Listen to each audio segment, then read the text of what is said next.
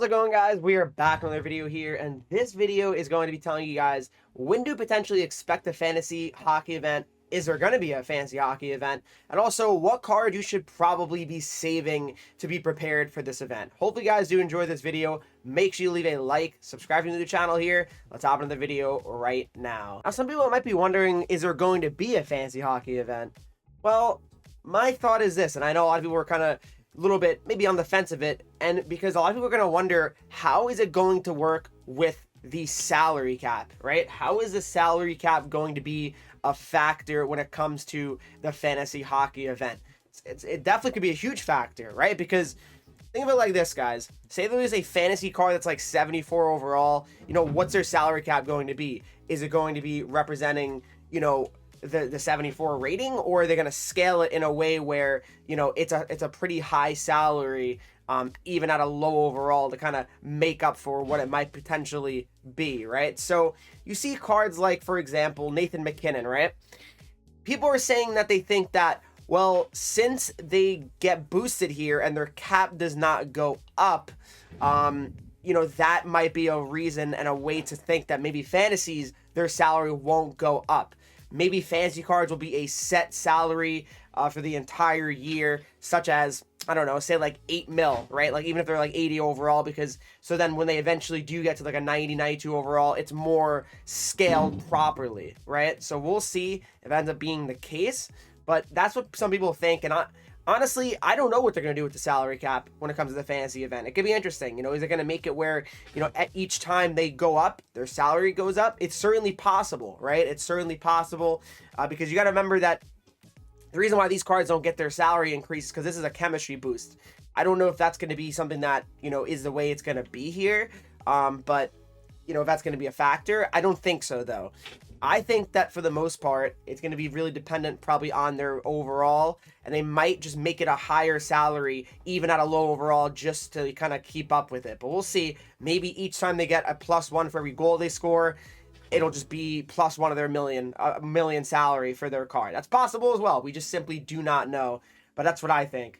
Now, guys, when will this event come out? People might be wondering. People are thinking, oh, it's going to come out this Friday. I don't think it's actually going to come out this Friday. So is it possible? Yes. I mean, it's definitely possible, but I don't think it's going to come out that quickly. I just don't. I feel like they're probably going to wait until the next 2 weeks. I would say my guess would be for fantasy, it would probably be the 10th of October. Just what I think, right? If you look at NHL 25 here, it came out October 18th, which essentially was 3 weeks after the game was out. So, it kind of would, it would be kind of on par, right? I mean, in theory, but it's going to be interesting because we kind of have seen a leak of what the event might be for this Friday. So that's kind of something that, gotta remember that and be mindful of.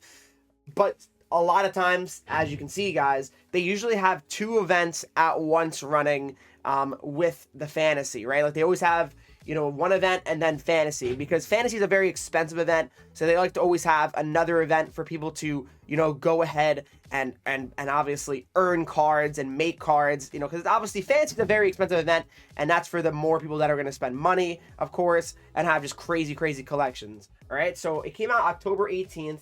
And then if you look here at the sets, guys, this is where you can kind of start figuring out, what card should be saved. And I feel like, honestly, guys, like it's going to probably be very similar. I mean, the overall is the way, the economy is kind of looking in NHL 26. It's very similar to NHL 25 here. All right. Now, if you look at the cost for these cards, it costed to make the MSPs 40 collectibles.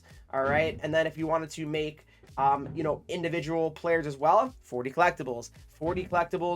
If you wanted to get a random one from week 1, it was 16 collectibles, guys. 16 collectibles to make a random one, which with the objectives, all the wild card, the moments, you were able to make one, I'm pretty sure, every week, a random one for 16 collectibles, which is one of the biggest W's I think EA ever did, because a lot of people, they did that, they got lucky. I did that. I got Zetterlund. He got up to 98 overall. Like, it was a very good idea, them doing that last year. So hopefully they do that again this year, but we'll see. So what were the costs, guys? So if it costs 40 collectibles, here were the cost here. All right. So if you go to the actual collectible sets here, there's 3 different options. So you can get 1 fancy collectible, all right, and 3 and 2, but you needed to trade in 3 80 pluses to get 3 collectibles. So I would say it's probably going to be pretty similar in NHL 26, guys. The way cards are valued at, the overalls of cards, I'd say it's going to be very similar. 80 pluses probably are going to be a huge trade-in for sure. And then the other trade-in sets here to get 2 collectibles, as you guys just saw, it is going to be 78 pluses here. So you need to trade in 5 78 pluses to get 2 collectibles. Now, like I said, probably going to be the case again. And then if you want, and then you need to trade in 7 76 pluses, guys, as well to get 1 collectible. So that's yeah, I mean, it's a very expensive event. But like I said, you guys, if they do it the same way as last year, you're going to be able to make a free random one, which will be amazing. So hopefully EA does decide to go that way again. That would be very, very smart of them. And if you can see here, for the objectives, they actually had the fantasy week 1 objectives here. And, you know, they were here, right here. So as you can see, for the week 1 objectives, you get 3 for completing that. 4, 5, 6, right? And then of course you do get more here as well. So 3, 4, 5, 6, 7, 8, 9, 10, and 11. So you got 11 fantasy collectibles just from the objectives as well. So that's very, very good. Wild card, they gave out some stuff as well. Not a ton, but they did give a few collectibles there. So you probably can expect that yet again.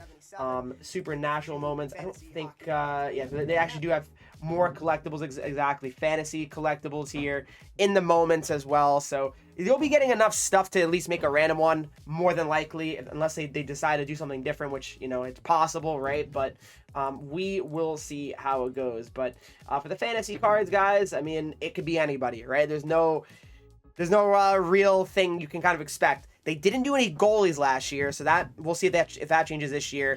But we'll see.